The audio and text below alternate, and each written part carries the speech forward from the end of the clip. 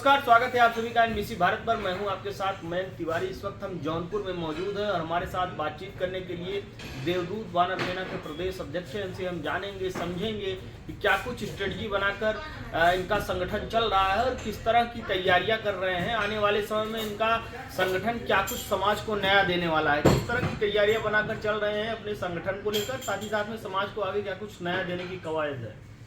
सबसे पहले आपको नमस्कार, आपके सभी दर्शकों को नमस्कार।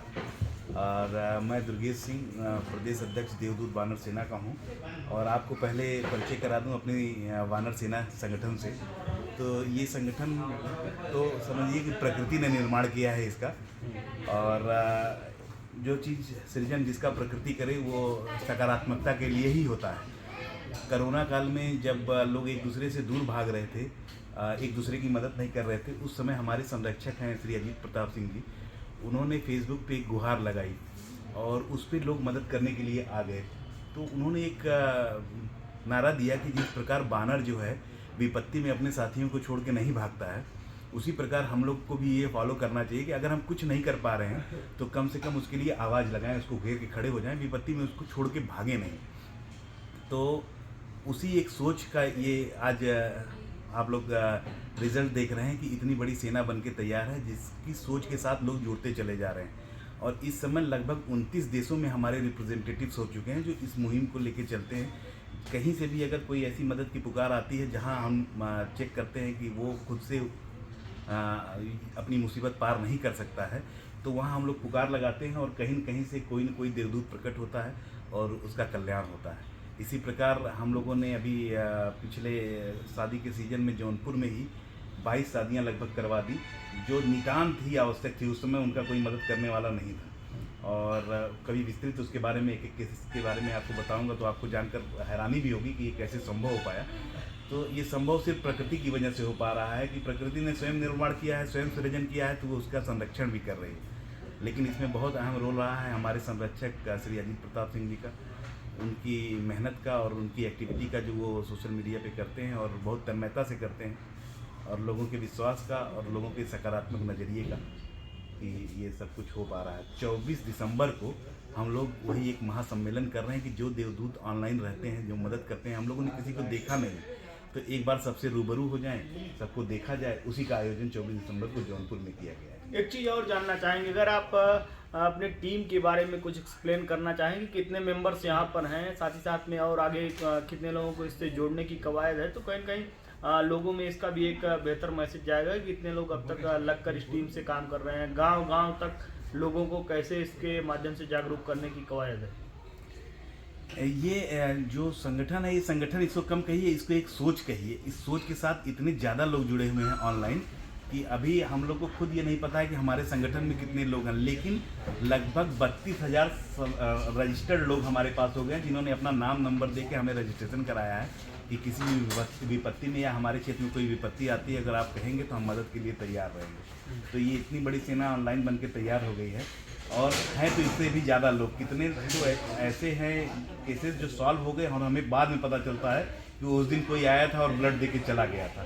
ये सूचना हमारे तक 10 दिन बाद पहुंचती है, जब वो मरीज स्वस्थ हो जाता है, फ़ोन करता है भैया आपने लिखा फेसबुक पे उस दिन कोई आया और वानर सैनिक बता के और ब्लड दे के चला गया। देने वाला ही नहीं बताता कि हम वहाँ ब्लड दे के आए हैं। लेकिन जितनी भी सूचना प्राप्त होती है उनके आधार पर अगर आप देखेंगे तो विगत लगभग 2 वर्षों में 4000 यूनिट के आसपास ऑनलाइन खून का डोनेशन एक दूसरे को करवाया जा चुका है, जो कि एक बहुत बड़ा फिगर है। और जो है इसके अलावा शादियां करवाई हैं देवदूत वानर सेना ने, लोगों के इलाज में मदद किया है और लगभग 10 करोड़ रुपए से ज़्यादा इकट्ठा करके वितरित करवाया। डायरेक्ट खाते में ही हम लोग कलेक्शन करवाते हैं। कोई भी पात्र आदमी मिला उसके खाता नंबर डाल के हम लोग पुकार करते हैं, उसका व्हाट्सएप ग्रुप बन जाता है और मॉनिटरिंग होती है कि जब उसकी ज़रूरत की राशि पूरी हो जाए तो उस समय रोक दिया जाता है। तो लगभग 10 करोड़ के आसपास के रुपए संकलन करके लोगों की मदद की जा चुकी है। और ये सब ऑनलाइन संभव होता है। इतने छोटे छोटे लोग हैं, कोई बच्चा है जो 7 रुपये भेज देता है हर मुहिम में, कोई 5 रुपये भेज देता है। तो उनके प्रयासों को नगण्य नहीं माना जा सकता, उनके भाव को देखा जाना चाहिए कि वो किस भाव से वो मदद के लिए आ रहे हैं।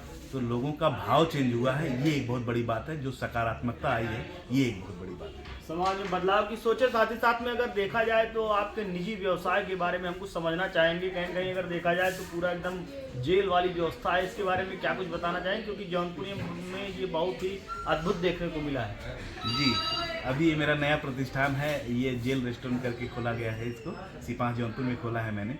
ये जेल एक्चुअली ऐसी जेल नहीं है जिसमें नॉर्मल क्रिमिनल्स रहते हैं, ऐसी जेल नहीं है।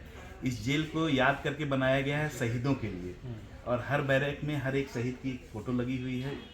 देशभक्ति के लिए ओतप्रोत है। यहाँ आप आएंगे तो उनके बारे में जानने को मिलेगा, पढ़ने को मिलेगा। सभी फोटो चल कर देखना चाहेंगे। जी जी, जरूर जरूर जरूर। देखिए तो ये भी एक पूरी तरह से व्यवस्था की गई है। अशफाक उल्लाह खान के नाम पर ये बैरक बना हुआ है। किस तरह से आप देखते हैं इसे, और साथ ही साथ में आगे भी तमाम जो है स्वतंत्रता संग्राम सेनानियों का नाम है इसमें, किस तरह से देखते हैं, क्या कुछ मैसेज देना चाहते हैं इस कारागार के माध्यम से? जी, जैसे ये आप जेल देख रहे हैं, ये अशफाक उल्लाह खान की याद में बनाया गया है। और हम लोग उम्मीद करते हैं कि जो आने वाली नई पीढ़ियां हैं, ये हमारी जिम्मेदारी है कि नई पीढ़ियों को हम अपने पूर्वजों से, अपने स्वतंत्रता संग्राम सेनानियों से, उनकी शहादत के बारे में, उनके देश के में दिए गए कंट्रीब्यूशन के बारे में अवेयर कराएं। तो उसी क्रम में ये अशफाक उल्लाह खान की याद में बनाया गया है। उनकी फ़ोटो ढूंढ के हम लोगों ने निकाली है। बहुत क्लियर फ़ोटो तो नहीं मिली नेट पे, जो भी मिली उसको लगाया हुआ है, और उस पर QR कोड लगा हुआ है। जब उसको आप स्कैन करेंगे तो उनके बारे में पढ़ने को भी मिलेगा। तो अभी प्रतिष्ठान नया है, और आगे हमारा विचार ये है कि जब उसमें लोगों पढ़ेंगे तो हम यहाँ एक क्वेश्चनियर देंगे। अभी तक कितने बैरक बने हुए हैं, आगे कुछ और बढ़ाने की कवायद है? जी, अभी आगे और कवायद है, और स्वतंत्रता संग्राम सेनानियों के बारे में धीरे धीरे करके हम और आगे बढ़ाएंगे। ऊपर हमारा एक पार्क डेवलप हो रहा है चंद्रशेखर आज़ाद के नाम पे, रूफटॉप। ठीक है, उसको डेवलप करेंगे, जल्दी उसका उद्घाटन करेंगे, क्योंकि चंद्रशेखर आज़ाद हमेशा आज़ाद रहे, तो उनको हम लोग रूफटॉप पे ही रखेंगे। ठीक है, और उनको बैरक में नहीं रखना है। बाकी जो भी लोग, ये अभी उनकी बनी हुई है जेल बैरक, उनके नाम पे, जिनको कभी न कभी हमारे लिए इस आज़ादी की लड़ाई में लड़ते हुए फांसी की सज़ा हुई थी, ये उनके नाम पे अभी है।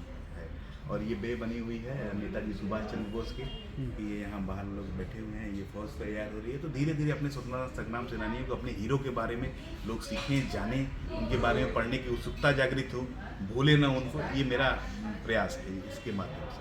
इसी बात को अपना कीमती समय देने के लिए आपको बहुत बहुत आभार। बहुत तो ये थे हमारे साथ देवदूत वानर सेना के प्रदेश अध्यक्ष हैं। साथ ही साथ में समाज के लिए लगातार बेहतर करने की इनकी पुरजोर कवायद है। लगातार आप देख सकते हैं स्वतंत्रता संग्राम सेनानियों के नाम को किस तरह से आगे बढ़ाया जाए, उनके बारे में ज़्यादा से ज़्यादा लोग जान सके, उसके लिए वो लगातार हर बेहतर प्रयास कर रहे हैं। देश दुनिया की तमाम बड़ी खबरों प्लीज बताइए हमारे साथ देखते रहिए।